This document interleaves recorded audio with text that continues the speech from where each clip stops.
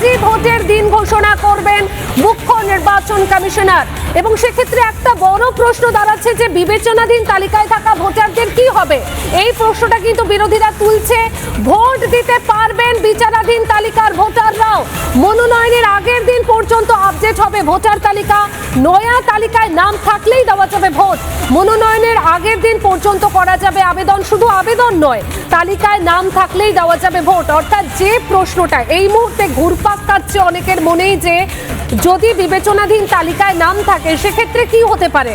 Vote দিতে পারবেন বিচারাধীন তালিকায় থাকা ভোটাররাও। মনোনয়নের আগের দিন পর্যন্ত আপডেট হবে ভোটার তালিকা।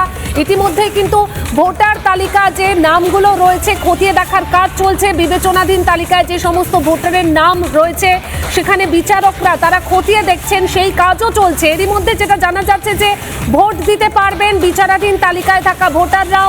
মনোনয়নের আগের দিন পর্যন্ত আপডেট হবে ভোটার তালিকা। নয়া তালিকায় নাম থাকলেই দেওয়া যাবে ভোট।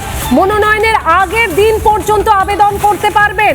শুধু আবেদন নয়, তালিকায় যদি নাম থাকে তাহলে আপনি ভোটও দিতে পারবেন। ভোট দিতে পারবেন বিচারাধীন তালিকায় ভোটাররা।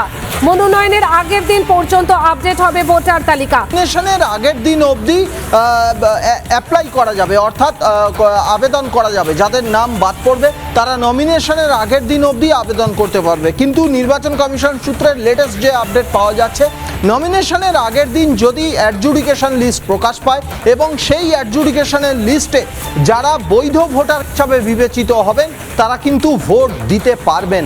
অর্থাৎ যদি কোনো বিধানসভায় আজকে রবিবার, আজকের নমিনেশনের দিন যদি লাস্ট ডেট হয়, অর্থাৎ গতকাল শনিবার অ্যাডজুডিকেশনের লিস্ট প্রকাশ পেলে সেখানে বৈধ ভোটার যারা থাকবেন তারা কিন্তু ভোট দিতে পারবেন।